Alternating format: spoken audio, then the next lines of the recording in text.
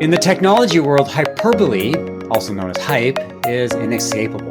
Anything new is touted as the next best thing since, well, the last next best thing.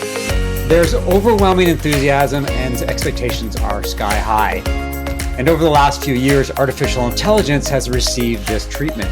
You'd swear that AI was a gift from the business gods, given the possibilities that everyone has touted. But like everything, AI has thrived in some areas, and it's still a work in progress in others. To delve into the world of AI, I'm talking with Sonny Patel, SVP Conversational Intelligence with Liverperson, which develops conversational commerce and AI software. Welcome to Marketing Spark. Hi, Mark. Thanks for having me. My description of Liverperson, I cut and paste off the web, so it's pretty formal. Can you talk about what Liverperson does, and as important, provide some context about the role of AI within the software? And I can also start from where we began and how we evolved. So Liverperson at this point is a 26, 27-year-old company. Our founder and CEO was a pioneer for the web chat idea. So back in the dot-com era, when everybody was building websites, he essentially pioneered this idea of, why do I need to navigate through this very artificial, looking website? I should be able to just talk to a person like we were used to until at that point. So that's what we started as. And we evolved. Now, more recently, we are investing a lot and building a brand around being a conversational AI company. So a quick fun fact is that Fast Company has named Liverperson as the #1 most innovative AI company in the world. So when you say conversational AI, I think a lot of people equate that to a chatbot. Is that basically what we're looking at when it comes to what Liverperson does? A lot of the companies that are in the conversational AI space, that's what they're focusing on, is just being able to build chatbots that probably tackle some of the more simple use cases like answering frequently asked questions. We are innovating beyond that in the sense that not only do we want to enable brands to automate the conversations that they have with their consumers when the consumers are reaching out for any reason to buy a product, to inquire about a product, for a service-related question, we also want them to feel that human touch, make that conversation feel more empathetic, feel more human-like. And the way we do that is by understanding first, what is the consumer really intend to do during this conversation? And in order to do that in a very effective manner, we need to understand, we need to measure, we need to remember, and then use all of that knowledge to personalize the response that we are providing back to the consumer. So to me, that's what conversational AI does, and that's the power behind it, not simply responding to a question saying, what are the hours you're open, and answering back with a static answer, no matter who's asking the question. It begs the question of how big of a challenge, how much AI power is needed to answer questions quickly and effectively. And as you say, do it in a very personalized, empathetic, human way, because robots tend to talk like robots and humans talk like humans. But if you can get a robot to talk like a human, obviously you're going to have a better experience. So you've got a big team. I think you head up a 200-person team. So Liverperson must be investing a lot of money and a lot of intellectual firepower to create that human-like chatbot, for lack of a better term. Very much so. And it all starts with data, right? And I think that this is definitely the distinct advantage Liverperson has. We support over 1 billion interactions on our platform every month. And all of that data essentially gives us the foundation to understand how these conversations are going, what's going well, what's not going well, where can brands do better. And we use all of that data to model and feed into our AI-powered capabilities. So very important. And I think that's no one can build an AI or get better at it without that underlying data, which given our history, given the customer footprint that we have that distinct advantage. And in terms of the investments, where we are definitely more focused on is developing better understanding of where the conversation is going well. Obviously, when something's going well, we do more of it. And where the reception from the consumer is better, we give those signals to the brand. So brands also understand what's going well, do more of it, and also give them signals on areas where they should be putting in more effort, either by improving the dialogue or when it's an appropriate time to pull in a human being into the conversation and inform them. And the idea is to also automatically take action and not just wait, not just say, hey, here's a measurement of conversation not going well, but make recommendations on what they could do at that point.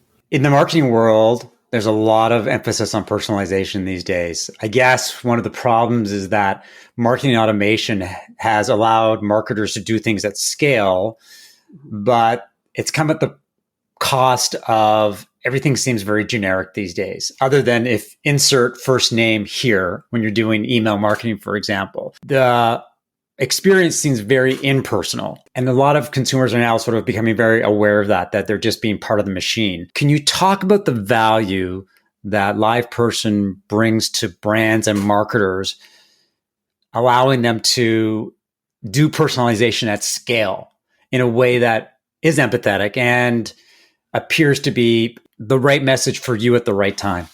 The word that's evolving around that concept is hyper-personalization, right? And this is a good analogy is, how we interact with other human beings. So you and I are meeting for the first time. So obviously our conversation today is going to be very generic. It's going to be a little different the second time we talk to each other. It's going to be very different the 10th time we talk to each other. And it all depends on the fact that it's a two-way conversation. When you have questions about me, you ask me, I ask you. Over time, we develop an understanding of who it is that we are speaking to and use that knowledge to, respond appropriately based on the preferences that we have gathered. And that feels real, right? So the injecting a name, but keeping the rest of the message the same, even though we call it personalization, but it's not really, right? So, and I think that this is the distinct advantage conversational AI has over traditional AI, is that in conversational AI, for most part, we are going through the conversation, gleaning preferences for sure, and combining a lot of that with the signals. But we could also just directly ask the consumer when we are talking to them and basically say, hey, would you prefer X versus Y? And use that explicit knowledge to improve the future interactions. And that is something where that's an advantage of these having conversations as a basis for developing the understanding of who it is that we are speaking to. The dialogue that develops as a result of it looks very different from the more templatized personalizations. The other aspect of personalizations, which people are starting to get very wary about, is this whole notion of companies using cookies. I think people in general feel very icky about being followed, as they're surfing through the internet. And that's, again, the consent-based personalization is also something that we can do during a conversation. And the third thing is about when we use personalization, right? Personalization for the sake of using it can sometimes actually backfire. So I'll give you an example. I pick up my kid most of the days around 3 p.m. I leave from home.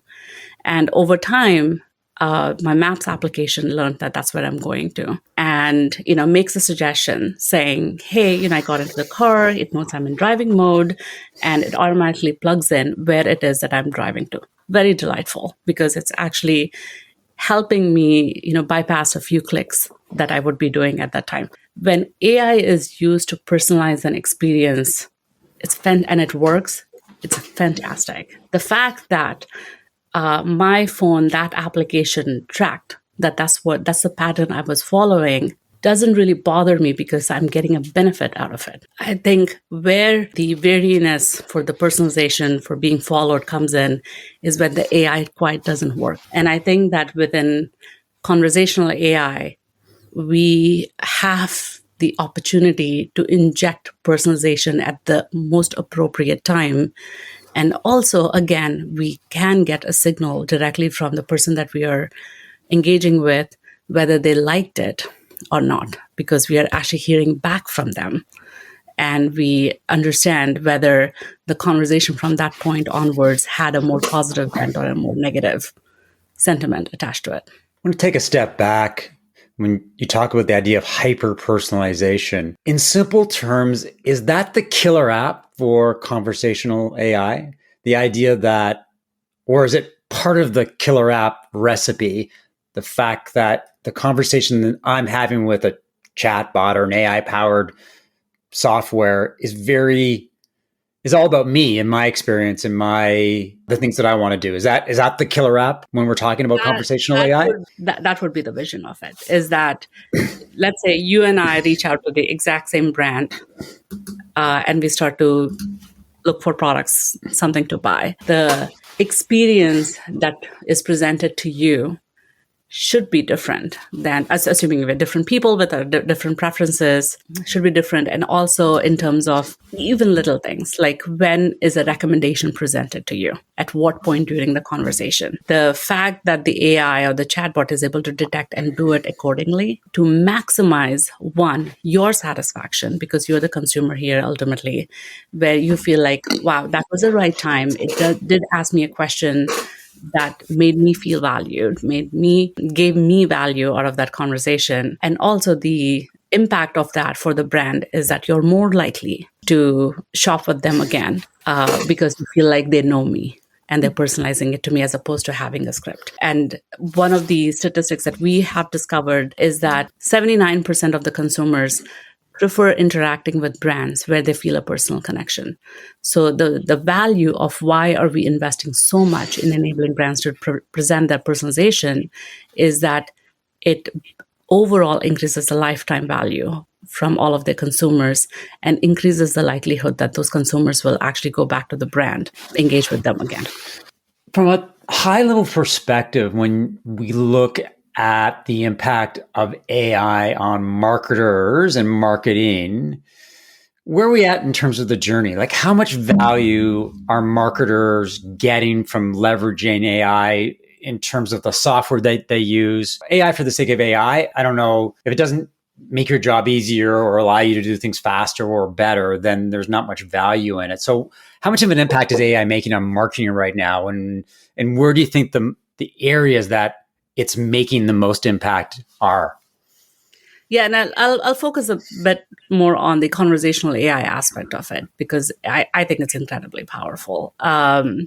This notion of engaging with you to have a two-way conversation as opposed to just blasting marketing messages, which we know traditionally are not as impactful, right? But basically reaching out and saying, Mark, I think you would like this product, or this is a time to kind of renew your subscription, or, here's your opportunity to pay a bill, and then you can take action based on that initial message. So what we are finding is that about 83% of the consumers want to interact with brands to buy products via messaging. I'm one of them, by the way. I hate making phone calls.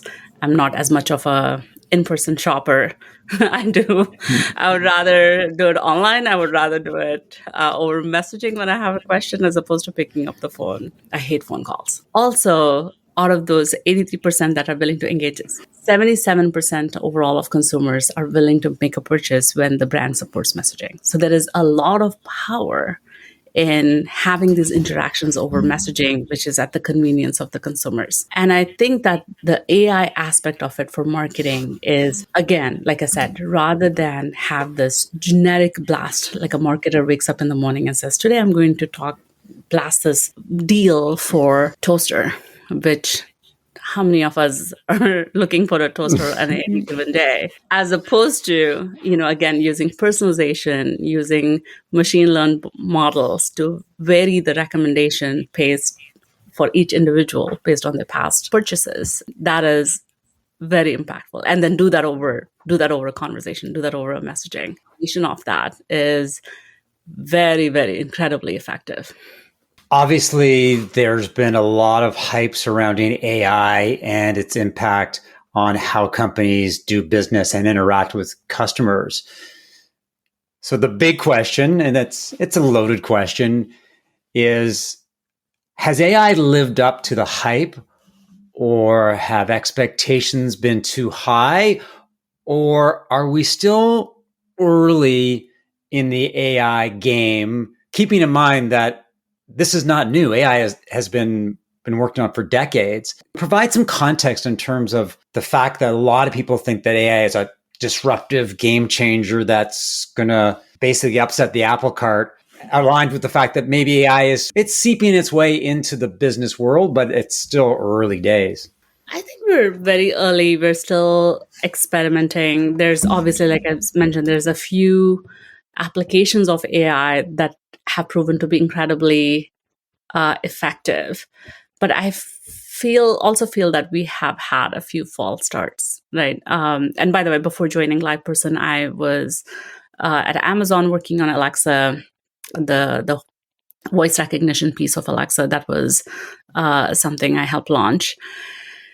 And, we had this notion of these AI assistants being omnipresent, being able to understand our every need and making it so easy to have a conversation and, just make our life easier. And I don't think that has quite panned out. With all the Alexas I have in my house, most I use them for is play music, play sleep sounds when the kids are sleeping, or turn lights on and off, which is incredibly convenient. But for most part, it's been me saying, Alexa, do this, Alexa, do that, but it's not been as engaging. Sorry, I didn't understand the question I heard. That's my Alexa waking up. So Okay. Sorry about that. See, it's real-time AI right there.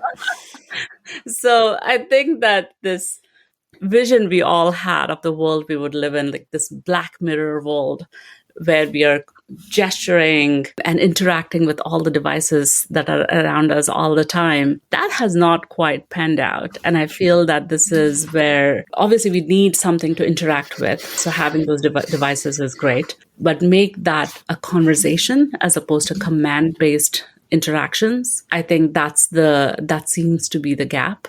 And that's for that to actually work.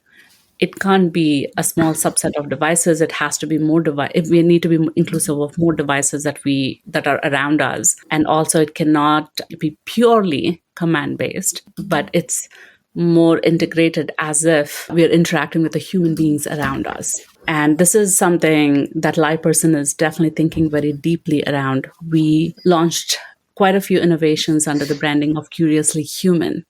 And the whole notion is that when we have AI, we have these interactions with AI, whether I initiate the conversation or the AI initiate the conversation, it feels as if we're interacting with human beings, as opposed to distinctly understanding that, hey, there is this thing called AI named XYZ that I'm interacting with.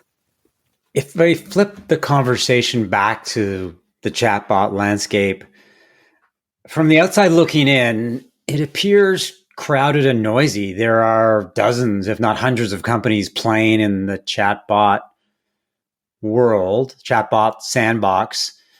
Liveperson is obviously a fast-growing company, so it would be interesting to get some perspective on the market's growth, its evolution, some of the more exciting trends that we're seeing within that world. I mean, obviously, from my perspective, from a lot of consumers' perspective, we see that little box in the corner. When we have answers or we get frustrated, we hit the box. But step back and provide some big picture perspective on how you see the market moving forward. And are we going to live in a world where there's hundreds of chatbot companies battling for companies' dollars and cents? I think that's where we are, is that there's a lot of companies that are tagged as conversational AI companies, but they're really chatbot companies. They're really providing tools on how to build chatbots and basic chatbots at that, in terms of, okay, so what are the questions that are most frequently asked, load that up, set up a chatbot to do that. And where Liveperson, definitely we distinguish ourselves. And I think that's that's tackling the true power of AI is to think about the entire journey. So sure, there is an aspect where you build a chatbot. Sure, you can start with a more basic chatbot, but there has to be an evolution to make that automation more sophisticated. And in order to do that, you need to bring in some conversations. So start to build some data, use that data to build an understanding of what's going well, what's not going well. So like define some metrics, even to understand how do we measure a good conversation, and then so measure that, and using those metrics, build understanding, develop some insights to say, oh, when the customers are calling about basic questions, the chatbot is doing great, it's all fine. But when the consumer has a more complicated question, like that they want to provide some feedback on a product that they bought, that's where the chatbot is failing. So these are the intents. Where the chatbot is not doing well, provide that insight back to the brand, and also go with some recommendations to say, okay, when these intents are being brought up by the consumer, here are the more nuanced responses that you can give back to them. Here's where personalization can be provided. Or in a very complicated case, that's when to bring in a human being and provide recommendations for actions. And in some cases, if you are able to take an action on behalf of the brand, just do it. And to me, that is what a conversational AI does. And when we talk about a lot of companies and the space being crowded, I feel that they're basically starting the first step, which is essentially helping brands set up an automation and serve some basic use cases. And we need to go much beyond that. You raise a good point in terms of measurement. And I did want to ask you about that to get some insight into how companies quantify the performance of a chatbot, the impact, the benefits, and as important, the ROI. I mean, a chatbot is a great tool to engage with customers and provide a different or better experience. But at the end of the day, it would be interesting to know from your perspective, from the Liverperson perspective, is, what does that chatbot dashboard look like? When I look at my KPIs in terms of how the chatbot is performing, what are the different metrics, and how do I get actionable insight so that I can look at the metrics and do things better?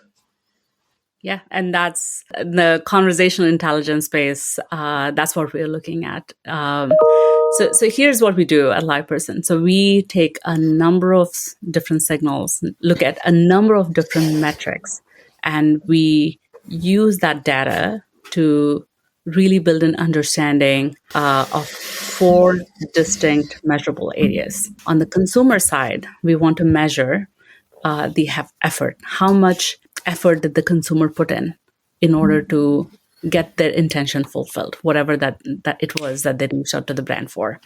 And also, at the end of the conversation, what was the emotion? Like, what was it a net positive conversation, net negative conversation? So that's from the consumer side. Again, we distill it down to these 2 metrics. However, there's a lot of data points that go into measuring those. And from the brand side, we want the brands to develop an understanding of how effective were they, how efficiently did they respond back to the consumer's intent, and also how well they handled it. So it's efficiency and effectiveness. So we call that the 4E framework. When we think about what is that feedback we are giving to the brands that use our platform, we want to distill all the distinct data points into these 4 areas of measurement that they can take a look at and understand where they need to take action. And the areas where we are looking to innovate and build more capabilities is that once we have those measurements, what actions should the brand take? And instead of putting the onus on the brands themselves, or the agents or the managers who are managing the contact centers, we want to be the ones to make recommendations just to make their life easier. So the AI we are building is not only useful to provide personalized responses to the consumers, it's also something that we want to use to the advantage of the businesses so they can operate more effectively. One final question. Where can people learn more about you and Liverperson? So we have our website, liverperson.com. A lot of what we do is on our website. I would also recommend following us on LinkedIn.